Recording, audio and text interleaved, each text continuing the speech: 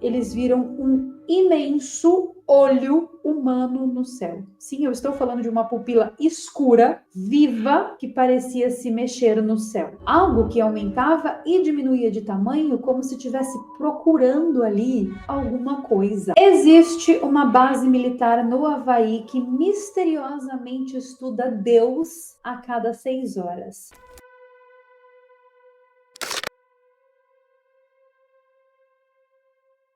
Uma base militar no Havaí que misteriosamente estuda Deus a cada 6 horas. Em uma aparição fantástica, que eu diria que é quase que fantasmagórica, eles conseguiram captar um imenso olho no céu. E depois disso, as coisas ficaram muito loucas. Eu sou Carol Capel, a sua alienígena favorita que estuda deuses. Sejam todos muito bem-vindos para mais um vídeo que começa agora aqui nesse canal. Nesse vídeo de hoje nós vamos mergulhar profundamente nesse caso que é, na minha humilde opinião, um dos casos mais macabros que eu já contei aqui dentro desse canal. Se é que nós temos um ranking, se é que nós estamos contando, não é mesmo? Pois é, no Havaí existe um vulcão famoso que se chama Mauna Kea. Ele, com os seus 4.207 metros de altitude e atmosfera limpa, é o local perfeito, ideal para toda e qualquer observação astronômica. E um total de 13, número inclusive muito cabalístico, não acho? 13 telescópios de ponta, incluindo alguns dos maiores e mais avançados do mundo, estão lá nesse vulcão. Supostamente para estudar o cosmos, a origem do universo, os buracos negros, exoplanetas e etc, etc. 11 países se uniram nessa empreitada, investindo bilhões de dólares. Uma colaboração internacional pacífica em busca do conhecimento.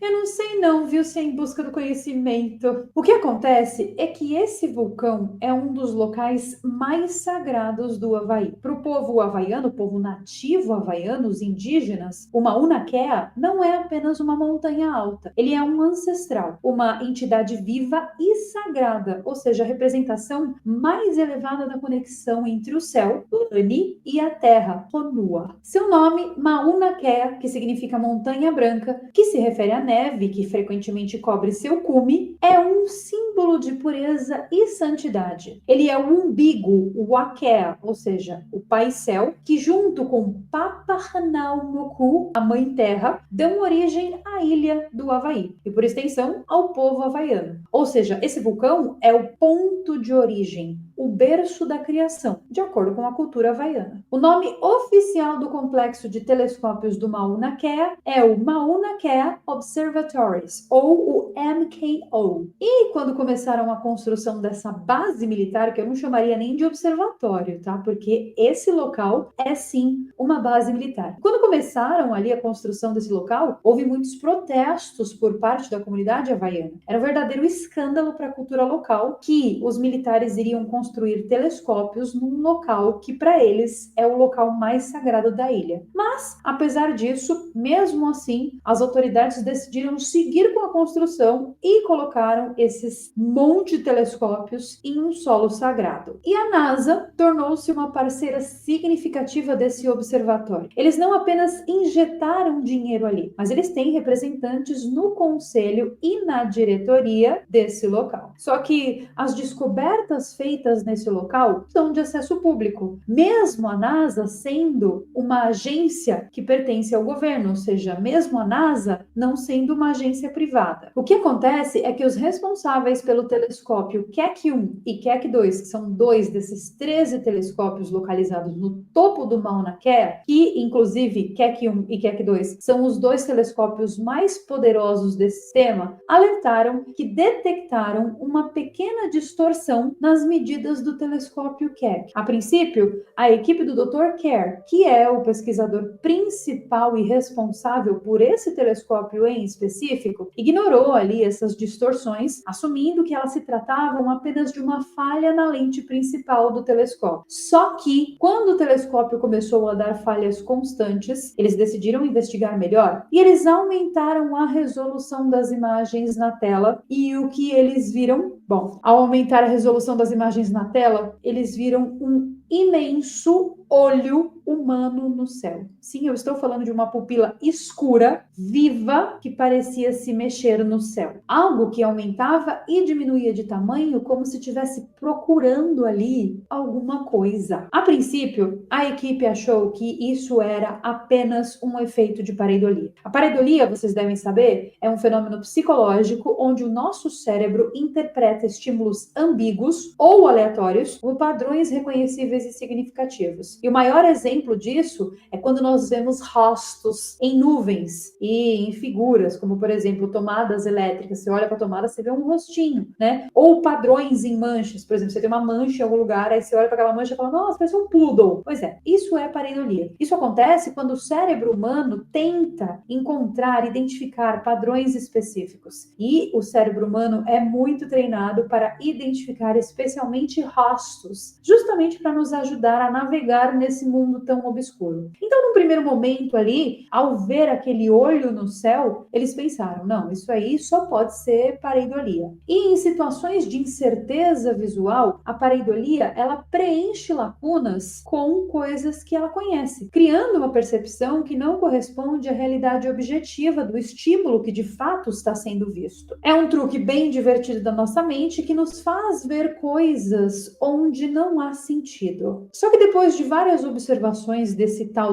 olho no céu aí, eles perceberam que não era uma pareidolia, porque 6 horas depois, esse tal olho voltou a aparecer. E então, eles já não tinham mais espaço para dúvida. E a cada exatas 6 horas, esse olho se abria em meio às estrelas e olhava diretamente para o telescópio. Os cientistas assustados começaram a ponderar então que o nosso universo inteiro não passava de um experimento de laboratório, onde algo ou alguém em um nível de consciência ou até de existência superior teria criado o nosso cosmos como um projeto científico, como uma espécie de simulação, uma espécie de uma Matrix. Esses cientistas então tinham descoberto, graças a esse telescópio, uma falha na simulação, um erro que nos faria despertar para sempre da nossa prisão cósmica. Depois dessas observações todas, os cientistas assustados perceberam que o nosso universo está dentro de um vaso de vidro, uma espécie de uma redoma de vidro esquecida em alguma prateleira empoeirada. E em determinado momento, a equipe do Dr. Kerr decidiu ativar o filtro infravermelho do telescópio Keck-1. E eles queriam, né, com essa empreitada, tentar enxergar o que estava além desse olho que eles estavam vendo no céu. E o que eles viram foi ainda mais assustador. Eles foram capazes de ver não apenas um olho, mas sim um rosto completo. Um rosto completo que estava preso à membrana, preso à veia da Via Láctea, preso no tecido do nosso universo. Era um rosto que encarava a Terra assim com um certo distanciamento, com uma face meio inerte. E então, eles perceberam que eles não tinham acessado deuses ou Deus. Eles perceberam que não eram deuses que nos observavam, mas sim, eles perceberam que eram crianças. Aqueles rostos todos eram rostos de crianças. E então, o medo tomou conta da equipe inteira de cientistas a ponto deles apagarem toda a pesquisa deles. Eles desligaram todos os 13 telescópios, fecharam todo o complexo de estudo, as instalações anexas e bloquearam as entradas, os acessos ali, a entrada de funcionários no local. Eles também proibiram qualquer observação direta usando esse telescópio. Eles pausaram toda a investigação por um ano inteiro até a reativação total do complexo. Mas o olho continua lá. Ele aparece a cada 6 horas mais ou menos e fica fixamente encarando a lente do telescópio. E com isso, com essas alegações, surgiu uma teoria extremamente cabeluda e extremamente perturbadora que foi proposta pelo próprio Dr. Kerr e por sua equipe. Ele propõe que Deus não é um ser consciente e nem um ancião sentado em seu trono ou uma força amorosa. Amorosa a gente já sabe que ele não é mesmo, né? Vamos combinar que as coisas estão bem feias aqui, né? Se isso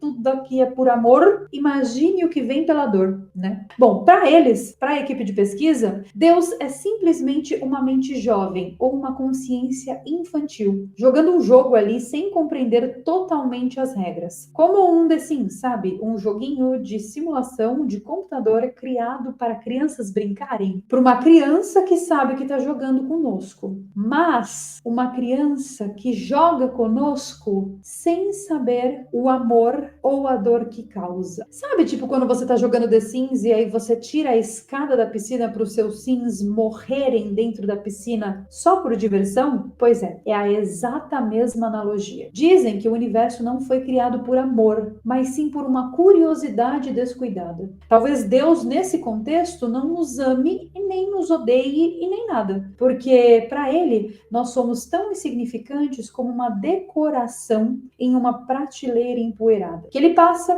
ele até observa de vez em quando, mas que ele não se importa nem em tirar a poeira de cima. É pesado, eu sei, mas o caso é real e circula na boca miúda sobre essa tal base militar aí com todos esses telescópios. Bom, hoje com esse vídeo aqui, mais uma vez, eu não vim explicar nada, muito pelo contrário, eu vim aqui para plantar o caos. E eu espero de verdade que eu tenha cumprido o meu papel. Eu vou me despedindo de vocês e me recolhendo à insignificância da minha existência na prateleira de Deus, e eu vejo vocês então, se Deus quiser, claro, nos nossos próximos vídeos. Bye!